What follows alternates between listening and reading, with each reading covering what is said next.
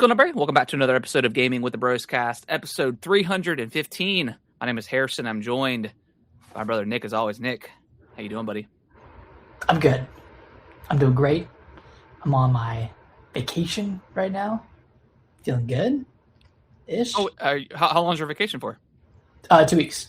Oh, okay, cool. Is that like a mandated like vacation that your job does? Okay. So, company wide. So they do it during the summer and then over the winter break as well, around Christmas. Cool. So it's nice. Like everyone gets that time off. You come back, you don't have hundreds of emails to catch up on. Yeah, so it's really great. Yeah, that's the best. Yeah. Well, sweet. Well, we'll be hanging out starting next week for going on a little vacation. It's gonna be fun. Yeah. Yeah, we got to play some because you got Mario tennis what is it? Ace Fever. No. Fever. Which at $50, that feels right. I think that's a good price, right? Yeah. So that's cool. And then what else? I mean, we'll play some other stuff too. Maybe we'll do some co-op in Star Fox. Well. Yes, I want to try that. Yeah. That in co-op because I did play. We'll talk about Star Fox in a second, but yeah, that's obviously the big game of the week, and we'll give our impressions and our thoughts on that. But yeah, before we do that, Nick, how was your week? Week was pretty rough. Just like worked late, like pretty much every night last week. Yeah. Just it is what it is, but like I guess it's worth it since we have 2 weeks off. But right, yeah. It still sucked, and it was very stressful.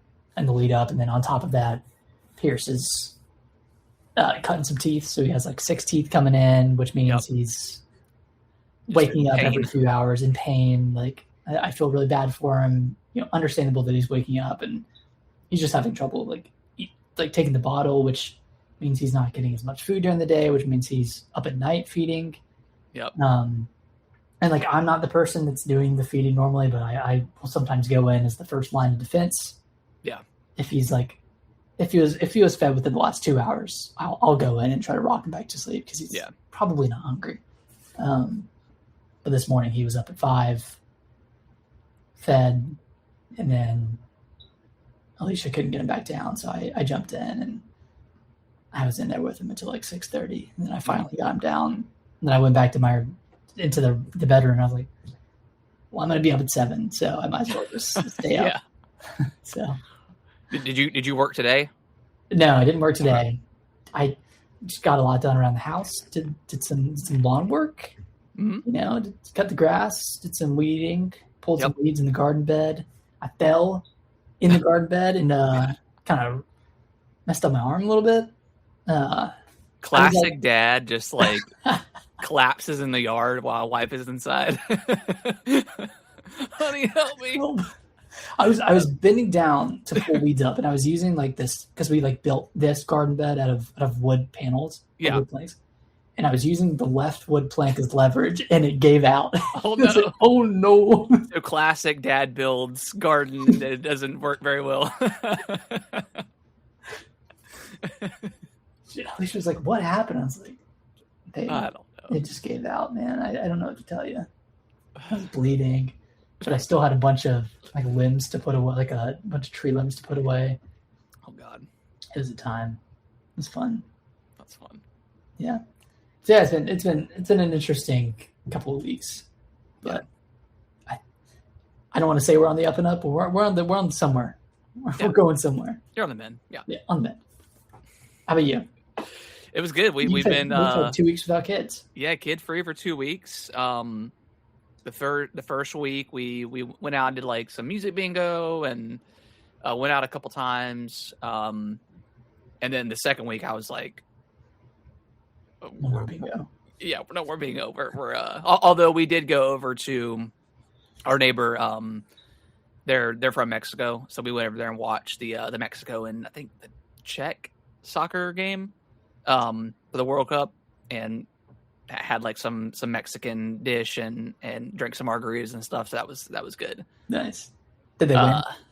Yeah, it was like 3-0. But they had already qualified, so the game didn't really matter. It was just more of like a it mattered. I think if Czech might have won, they might have had a chance to qualify, but Mexico had already qualified. They were in regardless. Yeah, they were in regardless. Good for them.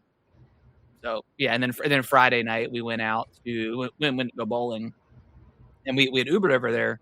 We were like, maybe we'll do something after, and then we had a little bit of food, and then we probably bowled I think like six games. And Dang. it was like 2 hours. I mean, you could fly through when it's just two people bowling. Yeah. And we played like 5 or 6 games, and we're like, let's just go home and just chill and relax and not go out anymore. Yeah. No shots ripped. Yeah, because like the Friday before that, we had we went to go see a baseball game, and a lot of fun. Like our local I don't know, not major league, but like minor league, I guess. Yeah, I guess what you would describe it as. And then after that, we went over to a couple different bars, and we were out way too late, and then we were just exhausted the next day. So I was like, let's not repeat that, and let's just get home back about 11 o'clock, and that's what we ended up doing. Yeah. I will say, 11. when we went to the baseball game, of course, I mean, you go to a baseball game, you got to get a hot dog, right? Like that's just like classic food. But I got this one hot dog. It was like it had queso on it, and it was good, but it looked like somebody just like nutted all over my hot dog. Was it like a white queso? It was a white queso, yeah. Oh, and like it would have been fine if it was just like a drizzle, like of ketchup, like a normal like ketchup or mustard. But it was like it literally looks like someone just like just splat a whole bunch of queso. Yeah, it was it was good, but it was. Why would you do a lot. that? Why would you order that? I don't know, because it was like the loaded hot dog or whatever. Never get loaded, bro.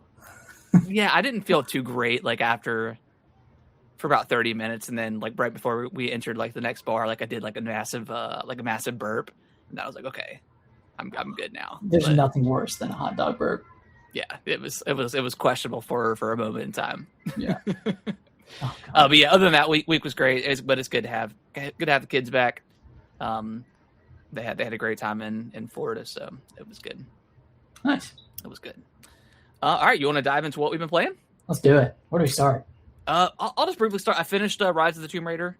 I still want to go back and do like the Witch DLC. I can't remember exactly what it's called, but I want to go back and do that. Game's still great, holds up very well. I'll probably end up picking up Shadow of the Tomb Raider when they inevitably drop that. Probably 2 months at the next September Direct. They tend to just shadow drop those at that. So I'll probably grab that then. And I think like $20 for this is like a fair price because they're not really doing much visually. Like it's just. It's kind of like the 360 version. Yeah, it's kind of a port, so it's not like. But it still looks like visually, it still looks like a good game. So yeah, been enjoying that a lot. But Nick, I haven't played the Rhythm Heaven demo, but how was that? I like it. It's okay. I've only played one other Rhythm Heaven it was the first one I think on the DS, and I loved that one. I loved like the touch implementation on that. Is that out or is that July? It's out this week. Okay. Yeah. But yeah, this one's great. I mean, there's like 5 different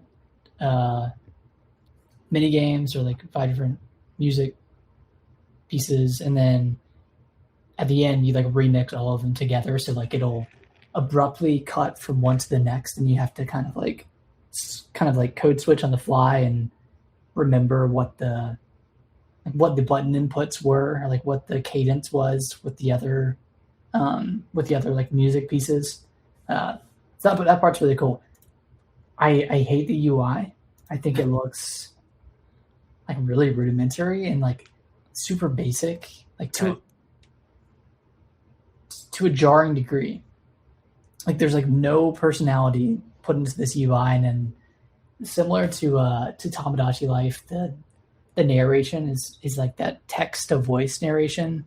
Yeah. And luckily there's an option to turn it off, but I found that really strange that was like the choice for this game. But UI aside, and like the voice narration, which you can turn off aside, it's great. I might pick it up depending on how. It's $40, right? Like it's pretty low budget. Yeah, $40, pretty cheap. I could use a game like this. It's just like I mean, I know Star Fox is kind of like this, but it's super short and like really arcadey, and you can just kind of jump in whenever you want. Yeah. But yeah, I mean, demo's free for anyone who wants to try it, but I think it's just rhythm heaven. Like I don't. Yeah, I never played one before, so I don't. I mean, other than just seeing like the in the direct, whatever. There is a cool mode in this game that wasn't in the demo, but it's almost like an RPG light mode, similar to what's that like built-in game on the 3DS where you take your Mii's and you do like these turn-based battles until you get to the castle. Isn't that like one of the Street Pass games? Yeah, like one of the Street Pass games. It's kind of like that, except you like time your button inputs with the beat, and it does damage to the enemies. So like, I'm interested to see how fleshed out that separate game mode is. I'm assuming it's not like a 20-hour RPG, but maybe it's got a few hours worth of content. Yeah, that'd be cool. Yeah, man, Street Pass, man. God, Street Pass is goated. Do you think if they ever add 3DS games, do you think they'll put Street Pass into that or into like the application for Nintendo Switch Online? Probably not. Probably not. Probably not in the application because you'd have to have it running for Street Pass to work. But it would be cool if they embedded it in the OS. I mean, like functionally, it still should work the same if your console's asleep. That's how it was. Yeah, with the Switch. I mean, with the 3DS. I mean, you didn't have to have the Street Pass app open. It just had to be on, right? Like, not dead, and then you would get that notification, that green notification on it. Was so satisfying. Oh, man, what a time! I miss that. I miss the whimsy of the 3DS and the Wii U. Yeah, so fun. Yeah. All right, well, let's talk about the big game of the week, and that is Star Fox. What a game! Yeah, I absolutely love this game. This is really my first time with Star Fox. I've dabbled with like 64 in the past. I never actually owned it growing up, and I played just a little bit of it, and then and I played a little bit of it on NSO when they added it. I don't think I ever played is it the DS version or is it 3DS? 3DS. Yeah, I never played this 3DS version. Just because I never had an affinity for Star Fox, and I never played Star Fox Zero either. So yeah, this is like really my first like true taste of Star Fox, and man, just presentation wise, this game is so fantastic. It's so cinematic. It's arguably one of the best looking like first party Switch 2 games from Nintendo. Control wise, I mean it plays great, runs great. Yeah. All the missions are like you can beat them in like 3 minutes or less, 5 minutes or less. They're super, super short. The campaign itself is probably 45 minutes long if you in one cutscenes. Yeah, minus the cutscenes, which you can skip, of course. But yeah, just be able to play it for the first time, and then Fox at the very end, he's like, oh, is this the true ending? Like he's like something's not right, and then it's like immediately says, okay, run it back, and then even when you run it back, you can still miss levels. So there's just a lot of replayability with this type of game. Yeah, it takes at least 3 playthroughs to see all the levels, and then obviously getting like the true ending is like the more difficult path, and you have to know how to take the alternate routes, like in Corneria when you go behind the waterfall. That kind of takes you down that path of getting to Area 6 and to get to Venom 2. This game's so good, dude. I don't have a affiliation with Star Fox aside from Star Fox Zero, which I liked. Yeah, that's a good one. And then earlier this month, I played through Star Fox 64 on NSO. I think I played through 3 times, but I still missed certain levels. So like I played through some levels in the remake for the first time, which was really cool. Yeah. This game it's so smartly designed. Like you said, like you play through it once, you realize there's more to the game. Like you see all these different planets that you missed on your route. Yeah. And you can take these branching paths, and like there's so many different variations of the path that you can take to get to Venom or Venom 2. And on top of that, there's medals that you can earn in each area or each planet.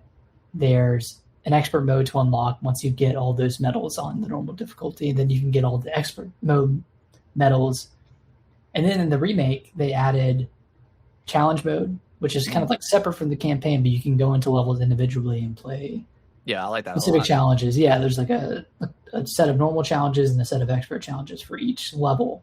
So that adds a ton of content by itself. And then on top of that, there's the multiplayer mode. Is that new, or was that in the original Star Fox? The multiplayer or the challenge? Yeah, the multiplayer, the battle mode. There was a battle mode, but it was not the same as it is now. Okay. Have you played the battle mode at all? Yes. It's pretty fun.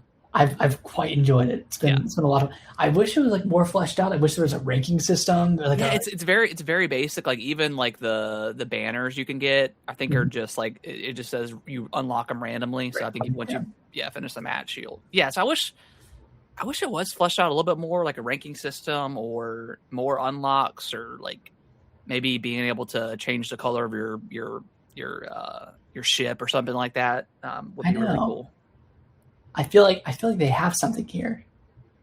Yeah. And I when I try to match, like when I try to get into a match, it matches really quick. Yeah. So people are playing this, and I think people are playing it. I mean, maybe we'll get something like an update or something like that. I mean, I doubt it, but I mean, yeah, that would be really cool. Like, I'm not saying they need to have seasonal content or anything, but having either a general ranking system or something else to strive to in the multiplayer, because it is a lot of fun.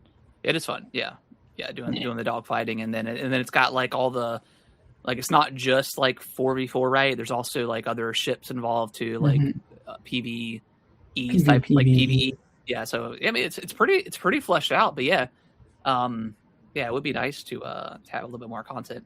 Yeah, any last thoughts on Star Fox? I mean, I think this is an S tier game for me. It is, yeah. I mean, it's pretty damn good. Like, I'm not the biggest like on rails kind of shooter guy, or like dogfighting in general with with airplanes and spaceships and stuff. But this is damn near perfect of a video game, mass video game experience. Like, it is so much fun. I mean, at the $50 digital, $60 physical. I don't know if retailers are still offering the $50 physical anymore. But at $50, I mean, this game is so well priced. I mean, there's no way they could get away with charging $70. I think. I mean, it just wouldn't make sense, and it's a hard recommend at 70. I mean, I definitely think you'll get your time out of it, but at 50, I think it's a great price.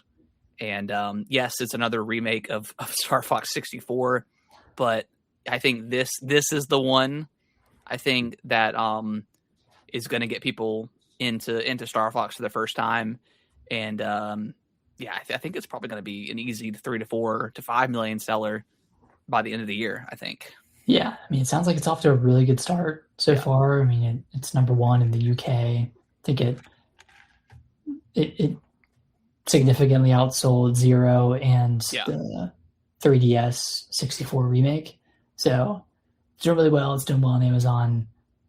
Yeah, I think this is revitalizing the franchise finally after like 20 years. Finally a game comes out that what other studio does this? Like what other game company remakes the same game 3 or 4 times and they finally nail it? On the last attempt to, because if this game doesn't sell well, then Star Fox is a dead franchise. Yeah, like coming off the back of the Mario movie with Star Fox having, or with Fox and the Cloud having at least a small portion. Yeah, and I like the visuals. I like the way they look. I know a lot of people were complaining about the art style or I guess not the art style itself, but like how they looked almost realistic in a way. Mm-hmm. I think they look great. I think they look just fine. I think in context they look really good. Yeah. The voice acting's fine. Like I've seen people complaining about some of the voice acting, and I'm like, what? Like I don't know. Like I don't sit here and need like Mass Effect space opera ridiculous voice acting. Like I think what the voice actors did in this game is great. I think people are mostly mad about the boss voice actors and like their death screams. And I know which one you're talking about. Are you talking about like the first boss in Corneria where he's like, I failed you? Like I loved it though. Like it was so, I don't know, it's so over the top and cheesy, but like that's kind of what Star Fox always has been. Yeah, it's pretty cheesy. Like, do a barrel roll, Fox. Like it's so cheesy. It's made for those iconic one-liners, and I think the remake like does those justice to a degree. I have one small issue with the game, and this was something that was present in 64 that's not present here. Okay. So when you beat 64, you obviously like get your total score and then how much you're invoicing, like the Coronaria Defense Force or whatever. Yeah. But then like if you had played through the game previously, it'll rank your score against previous runs. Oh yeah. This one has no it has no stats or anything like that to look back on. And I think that'll be really cool. Like not only to see what your scores have been on each playthrough, but seeing like the routes you've taken too. And like the scores on each of the planets. Like I feel like that's something that they kind of missed the mark on. And that was in the original Star Fox, but not here. Yeah. The total score comparison was in the original Star Fox. I think they should have kept that and then elaborated on it as well. Like just bring in all those stats that people like to look at. Yeah. Especially for this type of game where it's like, it's a run-based game. Like you're trying to beat your score or see how fast you can get through the game or something like that. So maybe I'll add it. Probably not, but you know. And my one question for you is, now that we have a successful Star Fox game, seemingly successful Star Fox game, where do they go next with this franchise? Yeah, that's kind of like the age-old question with this. It's like, okay, we finally got, I think, the absolute definitive edition of what this game can possibly be. Do they do a combination of adventures and like you have like you have your third-person gameplay, or do they strictly do on-rail shooter? I guess what I would, if we're going to stick with on-rail shooting and not have any sort of third-person at all, like third-person melee combat, I would prefer, like, let's get into like the nitty-gritty of being what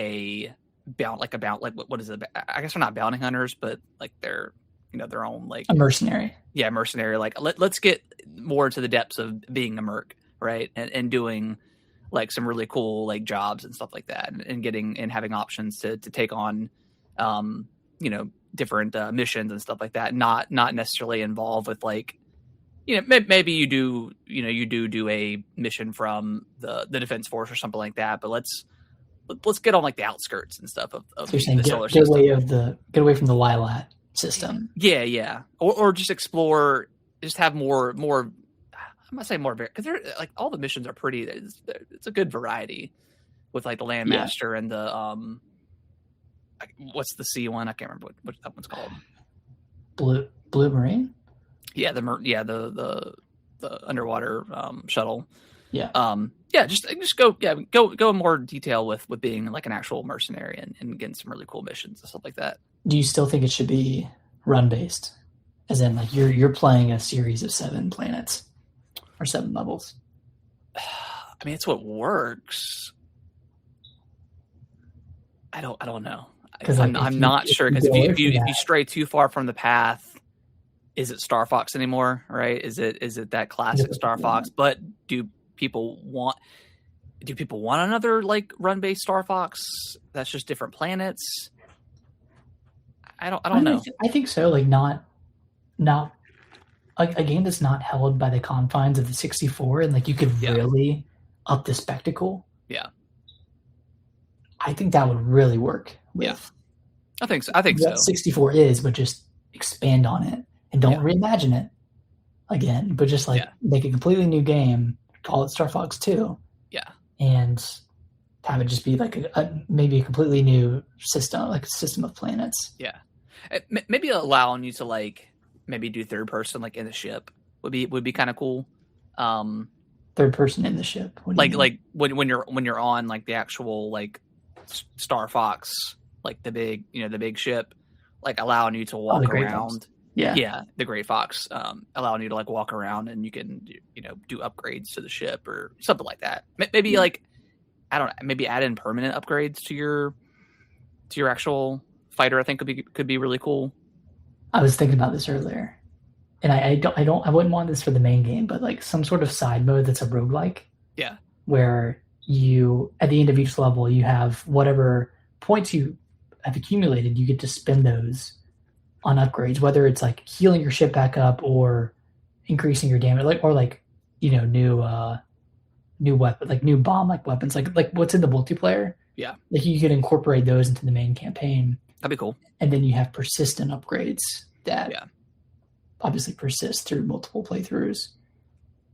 I think that could be really fun for this type of game. Like just have it be like super hard at first, and then obviously you build up your R wing. Yeah, that'd be cool. Yeah, to do more. I mean, yeah, I guess we didn't talk about this, but like the multiplayer mode, right?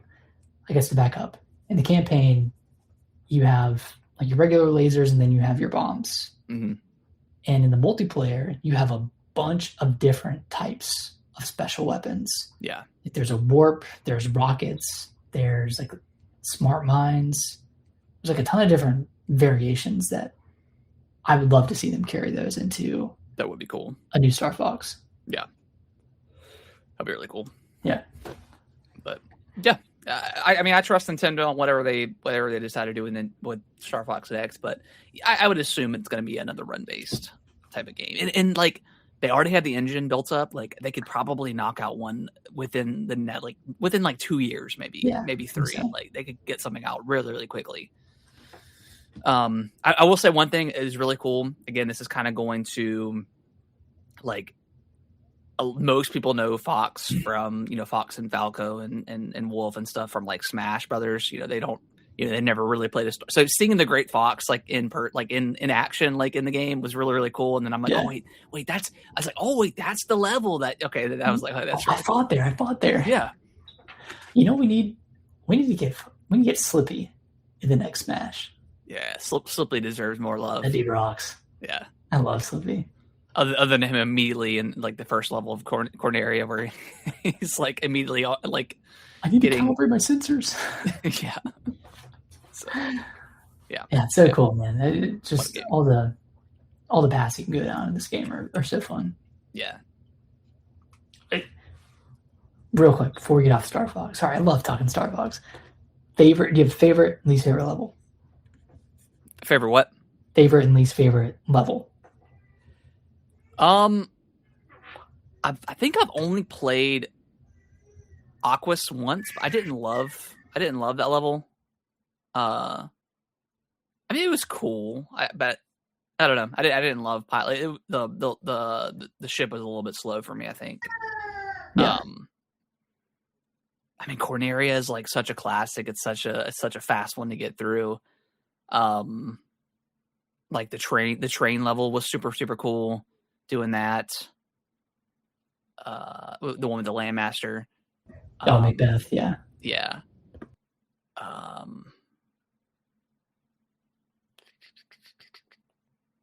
Like the asteroid belt level was really cool. I'm probably forgetting some. What about you? I think Aquas is my least favorite. And then my favorite, aside from Corneria, because that one's just that's an easy favorite. But Sector Y, the one in the bottom of the map. Bottom, yeah. Where you go through like the manufacturing facility in space. Yes. Like Andross's facility. That was a really cool level. Like that's a cool one. The warp in it. I enjoyed that one. Yeah, that was a cool level. All right. Any final thoughts on Star Fox? No. Okay. All right. Well, let's dive over into the news. A little bit of some downer stuff going on, but that's just kind of where we're at with the with the games industry when we're not talking about actual games, but everything else. Xbox is getting yet another price increase. Effectively, I think everything is getting about $100 increase. The Xbox Series S, the 512 gigabyte model, is decreasing from $399 to $499. So $500 for a 5-year-old console is just I don't even have the words. Don't even have the words. Like the fact that this thing is as expensive as a Switch 2 with a bundled game is absurd. The Xbox Series S 1 terabyte model is going from $449 to $599, so $150 increase. Pack it up. The Series X digital 1 terabyte is going from $600 to $750, and then the Xbox Series S disc 1 terabyte is going from $649 to $800. So the console that we bought 5 years ago, the Series X, is 50% more expensive now. Yep, absolutely absurd. And I believe the 2 terabyte model is being discontinued. Well, that makes sense. And this, I mean, luckily, this isn't usually. I think the last couple of ones they've done it like almost effective immediately. This one you are getting until August 1st. So great. I guess there's time to jump in. Like, if you're not buying one right now, like just get one, just because you know you're gonna play GTA 6. Like, or just get a PS5. I mean, yeah, or a PS5. Yeah. I don't know, man. This is basically like the triple nail in the coffin for Xbox for me. Hardware wise, I just don't see a move forward for them in the console space anymore. Yeah, I mean, I just don't. This is like, it's not even the nail in the coffin. Like the coffin's in the ground, and they've written RIP on the tombstone. Yeah, like there's no way they can continue as a console manufacturer. No. It's yeah, the prices are absurd. I mean, again, and like I get it, but like it's Microsoft's fault. Like they're the ones driving up this whole AI nonsense and causing everything to have the price increase. So it's their own doing. I don't know, man. It's just absurd. Yeah, my only like. I would say for any consumer out there right now, like I know some people are excited for the Steam machine. We'll talk about that here in a second, but just double down on what you have and just hold the line.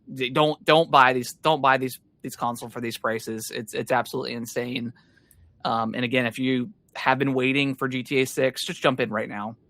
And go ahead and get your console of choice before, because PlayStation is going to have one too. You know, they're going to have a price increase. Yeah. Nintendo probably will have another one at some point. Probably this year. Yeah, probably this year. Well, I mean, September 1st, I think, is when they're doing the $50 increase. So, I mean, they gave everyone a lot of time to do that, which is unless nice. They increase to $100. That is true. I mean, they could do that. Yeah. Changing market conditions. Yeah. Yeah, man. Yeah, just hold the line. Just play. I think we're going to be playing on the Series X and PlayStation 5 and PS5 Pro for years to come. Like you thought, like the stopgap between Xbox One and PS4 to PS5 and Xbox Series X was bad. This is going to be even worse for exclusive, brand new like PlayStation 6 games. Like there's going to be so much cross gen games going on that it's almost like not even a reason to upgrade. Honestly, I hate to sound like a Nintendo fanboy, but like it's never been a better time. Well, yeah, but like they're the only ones that are going to continue drawing the line between generations. Yeah, and PlayStation and Xbox. Like there's going to be no reason to get a new console within the first two to 4 years of its launch. No, and like.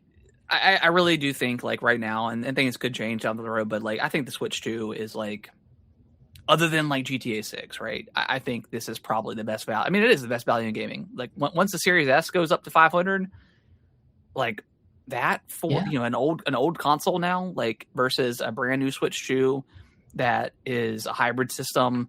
It's getting most of the third party games like day and date now, like minus like 007 and a couple of others.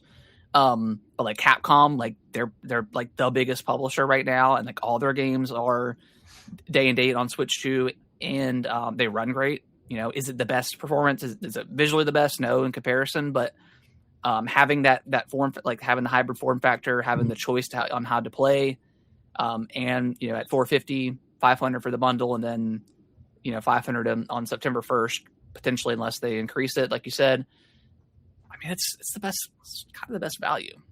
And not again, not to sound like a fanboy, but I mean that it just kind of is. If you don't objectively, it's the best value. Yeah, if you don't care about Xbox stuff. Yeah, like first party stuff. So yeah, this is crazy. I'm so happy, and I know this is like a selfish statement, but I am just so happy that I already purchased the consoles. You know, I was day one on Xbox. I caught the PS5 on sale, bundled with Spider-Man for like $450 when I got that. Unreal. So yeah, just happy that I've got that stuff out of the way, and I can just kind of focus on just purchasing the games and playing the games that I want to play, and not have to worry about hardware for a long time. Because there's rumors about the PS6 coming out next year, and I just don't care. I just don't care. It'll be $999. Yeah, even if it was like $500, $600, I don't care. I just everything plays so good right now. I feel like Unreal 5 is finally getting to the point where, you know, developers are optimizing it well. We're not having like so many issues anymore, and that's kind of par for the course with engines. You know, you get better experience every time. So, and I know we've been saying this for years, but it feels like we're in like the what's the phrase? We're in like the peak, I guess, of like the Series X and PlayStation 5. Like it feels like we've gotten so many great games in the last couple of years, mainly from third party. But yeah. I don't know where we go from here. Like, it's just gonna get worse. It's gonna get worse before it gets better, and realistically, I don't think it's going to get better for a long time. Yeah, it's going to be a couple of years. Like once like the AI stuff starts to die down, I think we'll finally get back to a place. But yeah, it's absurd. I mean, should we talk about Steam Machine real quick? Yeah, let's dive. I mean, we won't spend too much time on the Steam Machine. That got announced, I think, last week at some point. $1,049, I believe, for the base model with no controller. And then I think it's like a $1,400. Yeah, $1,400 for like the more expensive one with the terabyte hard drive. Good. I don't know what market this is trying to serve. Yeah, I don't, because it's not competing with consoles. It's not powerful enough to compete with an actual PC. And so I think in comparison to like the actual specs that are in this thing, and you compare it to the normal PC market, I think it is technically a good value.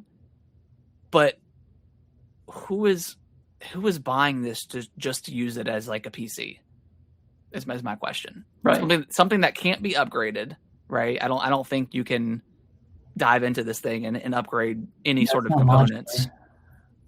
It's Linux based, which you can. I think you can put, Microsoft or Windows on this thing, so you're not necessarily locked to the Steam library, but you have to go through the extra steps in order to get some of that stuff on there. So I just don't know who this is for. Like once I heard like there's a significant amount of tinkering that has to be done to get this to a state that is usable for the average user. It's DOA. Like it has to be super simple. It's got to have a good interface. It's got to boot to its own interface and not boot to like Linux effectively. Well, I think it does. Like I think it does like boot up like Steam OS. Okay. And then you can back out of it and go to like desktop mode and stuff like that. So it's still technically a PC, and you can do some PC things on there. But again, people that are in the Steam and the Valve ecosystem have probably already got like a pretty nice PC. So unless you just want something for your TV, which Steam has like their big picture modes, you could already kind of like put it on like a big screen if you want to.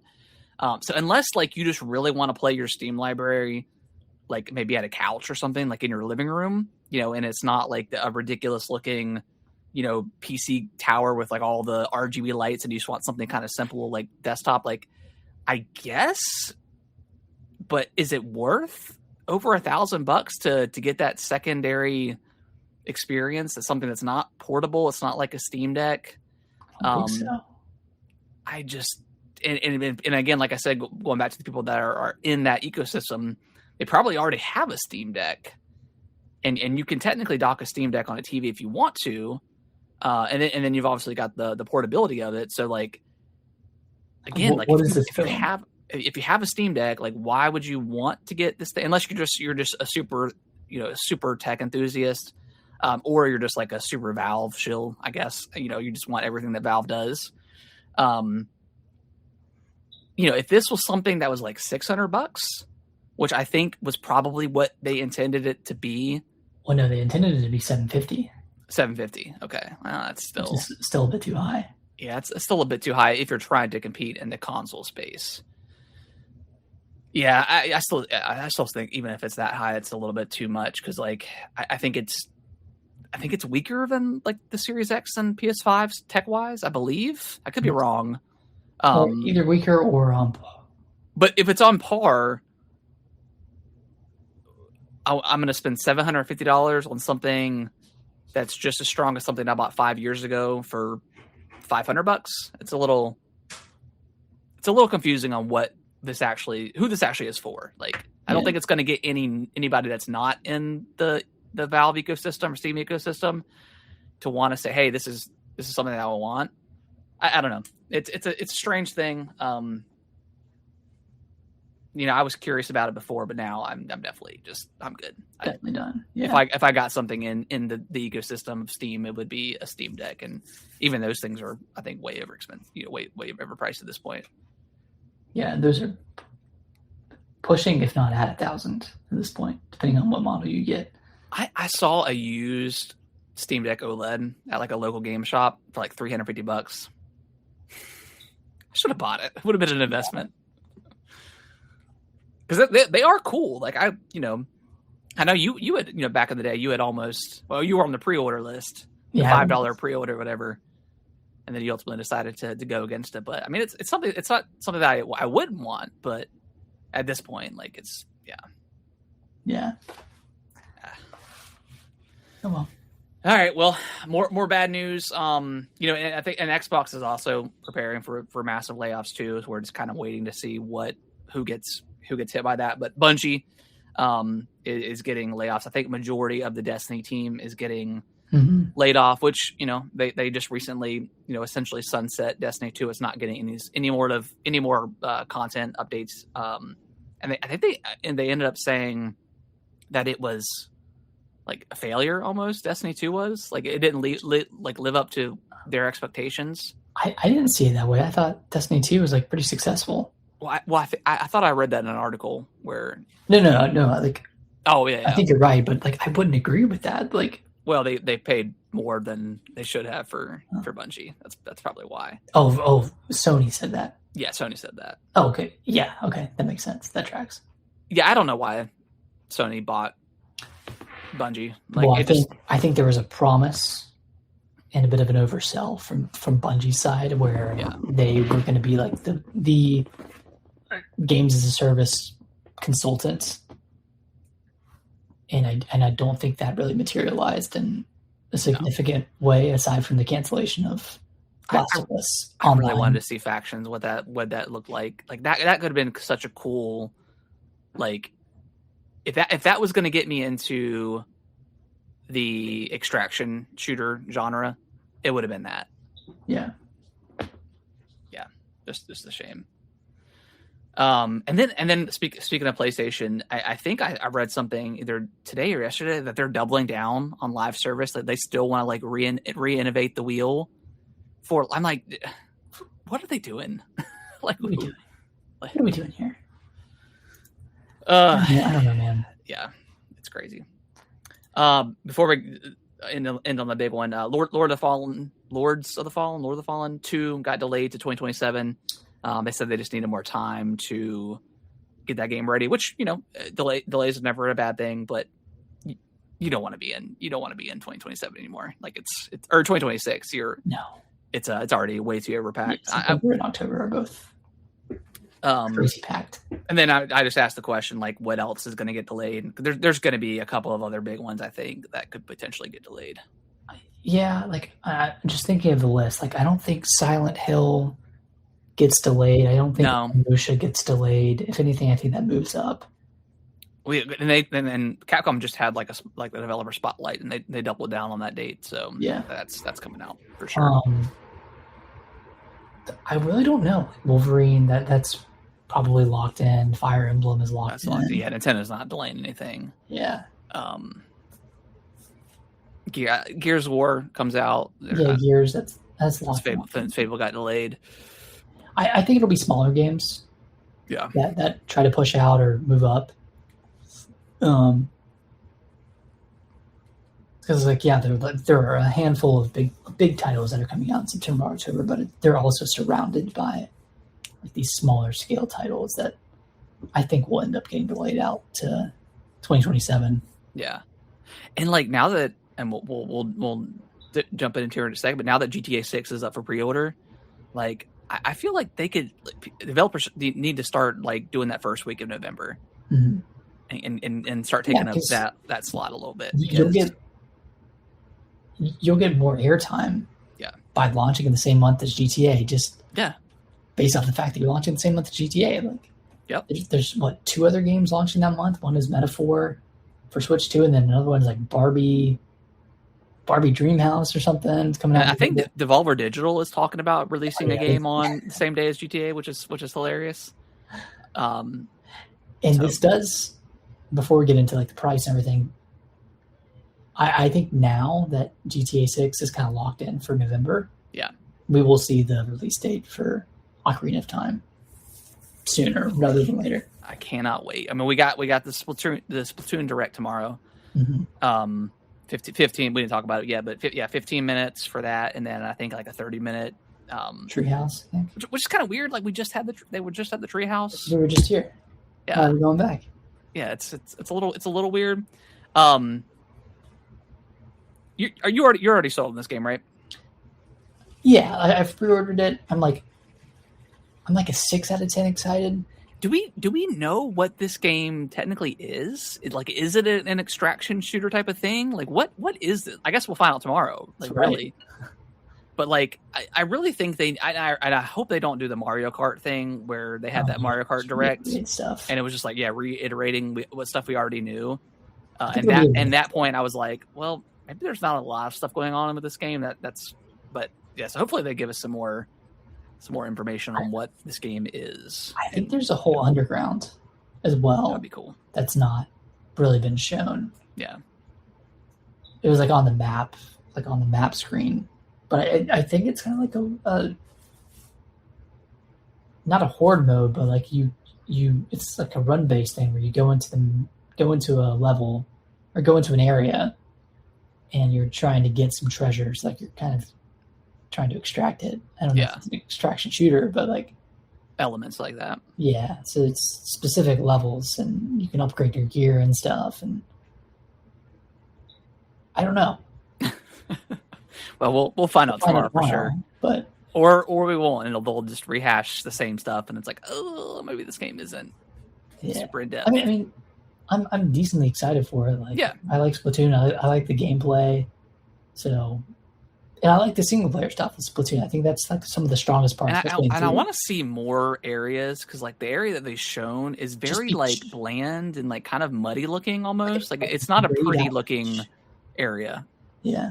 Yeah, we need more environments. Yeah, I want like lush, like give me some greenery. Yeah, get some nice greenery or something like that. So, but yeah, we'll see tomorrow. Like I think I'm right on the same page as you, Nick. Like 6 out of 10, 7 out of 10. Like I'm gonna play it day one.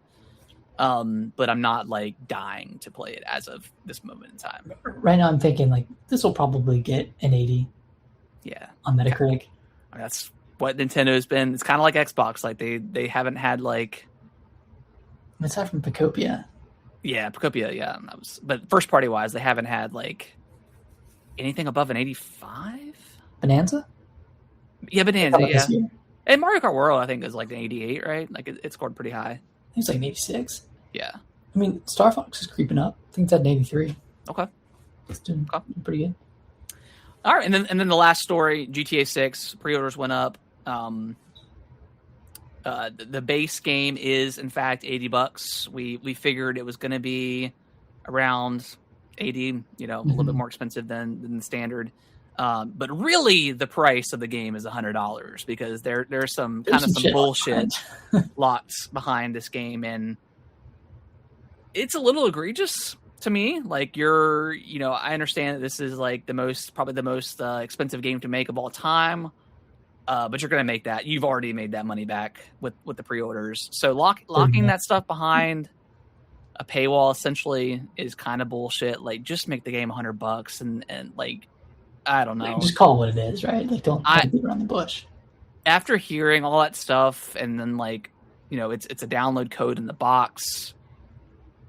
I'm less excited than I was 2 weeks ago for GTA 6. Yeah. And I know like a code in the box thing is not a huge deal. Like, I don't really care at this point. But yeah, hearing about the paywall stuff essentially for and it's dumb stuff. Like, it's like storefronts, like in the game. So it's like, if you don't have the extra $100 version, like, you just can't go into those stores to upgrade your item. Like, it's very weird. I don't know. Yeah, it's one thing to have like exclusive cars or cosmetics, but like things that you can do in game are paywalled off. Like, that's kind of insane. Yeah, for a single player experience. Yeah, which they're gonna go crazy once they add GTA Online. Which the shark cards. Oh yeah, it's gonna be ridiculous. Yeah, and I really thought they were gonna have a trailer 3 with this and show gameplay. It's crazy. Like, only GTA 6 can get, or only GTA can get away with putting up pre-orders with no new trailer or no gameplay. Right? It's all been like in game cutscenes and stuff, or in engine stuff. So. Yeah, and like people are already noticing that the game has visually been downgraded. Yeah, compared to what was shown in trailer 2. Yeah. So I mean, this is going to be that point of comparison game for the next century. Yep. Where the water physics and the chest hair and the ball hair, like, it's all going to be compared. Is this going to be the first game that does well? Because you have this purple theory where any game that's got like a purple themed box art doesn't do well or is shit. Is this going to fall into that category? Or do you think it's going to rise above the ranks? It's going to do all right. However, will it meet Rockstar's sales expectations? I don't know, because they're probably expecting 50 million within the first month. I think it's going to do it. Like, if they came out like in 30 days and they're like, we sold 60 million, 70 million, like, I wouldn't be surprised at all. I don't think it's going to do 70 million, but again, like, you're rocking PS5 and Series X. So you've got 35 million Series X out there, and what, like 90 million? 90 million. And how many of those are double dippers? Yeah. In a PS5.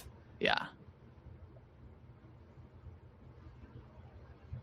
I'm gonna guess 40 million in like a 3-week period. Maybe a month. About 40, which is insane. But and maybe more. Yeah, I don't know. Maybe more. I'm gonna guess 40 million week 1, but then it tails, it flatlines. Yeah, and it doesn't have that long tail that GTA 5 had, because there's not going to be subsequent consoles to release GTA 6. They released it on 3 different consoles, right? and the PC. You can release it on PC. Maybe you bring it to Switch too. Maybe, probably not, but maybe. So PC is kind of your biggest market outside of Series X and PS5, and they're not going to bring it backwards to PS4s and Xbox Ones. No. Yeah, I mean, the $200 million thing is like, number one selling game of all time, but it is misleading because, like you said, it's been out on 3 different consoles. Mm-hmm. Plenty of people have double, triple dipped. You know, a lot of people bought it on the Xbox 360, and then when they released it to the PC, they dipped again because of mods and stuff like that. And I'm sure this will happen, this time whenever they release it on the PC a year from now. People will double dip, and then people will be playing it for the first time on the PC. So they'll, 100 million maybe, like a 3-year, 3-year period, maybe more. I don't know. I'm sure there'll be a day one PS6 edition or something like that. Maybe they re-release. I don't know. They'll probably do something whenever the GTA Online comes out. They'll do another edition or something. I don't know.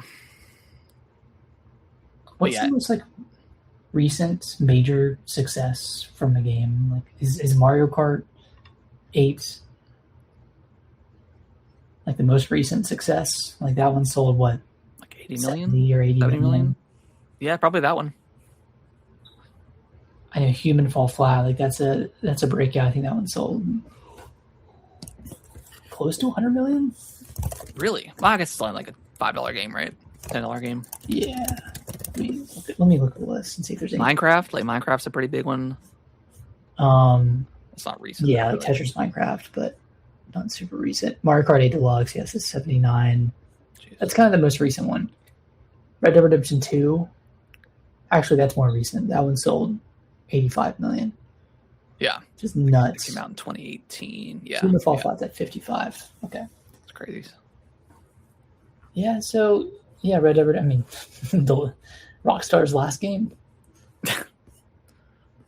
8 years ago. So maybe that's the benchmark for them. Yeah. Yeah, I would say 40 million within the first 2 or 3 weeks, and then like you said, it'll cool off a little bit, and then whenever GTA Online comes out, they'll probably get people in there that don't care about the single player stuff and get into the online. Yeah. So yeah. Either way, it's gonna be a day one for me for sure. Just because I want to be part of that zeitgeist, but yeah, after seeing all the information and the kind of egregious stuff locked behind the paywall, it really being $100 game, it may be a little bit less exciting. I don't know, and you don't have a trailer with it. That's so weird. You don't have a gameplay. Pre-orders a week in advance to get people excited. It's crazy. Yeah, it's just weird. Yeah, but it's Rockstar. They're I don't know. They'll probably. I don't know. They'll have another. I mean, they'll have another trailer at some point before the game launches and show some gameplay. But still, the marketing machine hasn't fully turned on yet. So no. I'm sure starting in September, they'll really kick it off. I wonder. So, I think every GTA since 4 had a map included in the box of the city. Do we get that here, or is that a done thing? It's probably done. It's probably a digital map. Scan the QR code for a map. That sucks. Yeah. Oh, that sucks. Oh well. Well, it sucks they're doing a code in a box. So I guess the question is, Nick, are you going to be picking up the $80 version or the $100 version? Probably 80. I don't give a shit about the other stuff. And if I want it, I'll just buy it. Yeah. When I want it in the game. Yeah, I'm sure they'll have the option to spend the 20. Yeah, just an upgrade. Yeah. If they don't, that'd be crazy. Yeah. Yeah. Yeah. What about you? Are you gonna do? I'll probably end up if I don't know. We'll see. I'm definitely not pre-ordering it until a week before the game comes out, anyways, and just or whenever they announce you can pre-download it or whatever. Because I'll be curious to see how big this game is. 250 gigs at least. Probably. I mean, Call of Duty right now is like what, over 100? Yeah, 150 for that game. So like, yeah, I'm sure it's gonna be ridiculous. 250 is like the entire storage on the Series S. Yeah, it's insane. So yeah, I don't know. It'll be kind of a last minute decision on which one I decide to get. Mm-hmm. You know, I'll wait for the gameplay trailer to see how it looks. Like I think they're not targeting 60. Like as well. It's gonna be like 30 because they're more into like the immersion aspect of it. And I don't know. I don't love the way GTA plays. I don't love the way Red Dead Redemption plays. I want games to be games. Yeah. Like obviously there's room for every type of artistic expression in gaming, but like, which I do think GTA is more fun to play than Red Dead Redemption. Well, I really like Red Dead Redemption 1. I thought was fun, but 2 is just God. You couldn't pay me to play that game. It was a slog. It was. God, it felt like playing in mud. It had like one of the worst first 2 hours. Yeah, like that snowy section. Oh, it was horrible. Sucked, dude. Yeah. Well, yeah. GTA 6. We shall see. All right, Nick, any final thoughts? Anything else you want to talk about before we wrap up the show?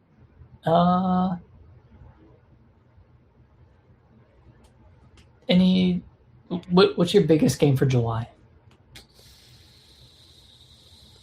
Is it Splatoon? Halo, probably. I'm really looking forward to Halo. Yeah, I'm really looking forward to Halo.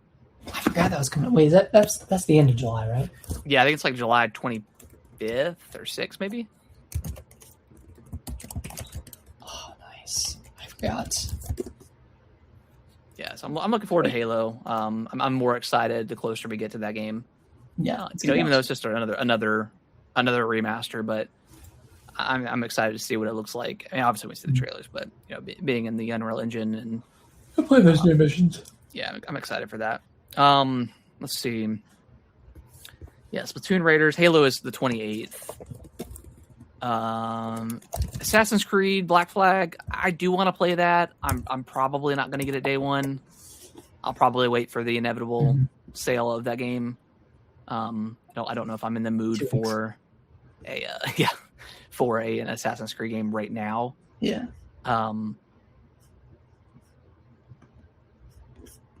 Yeah, my fantasy career is in trouble.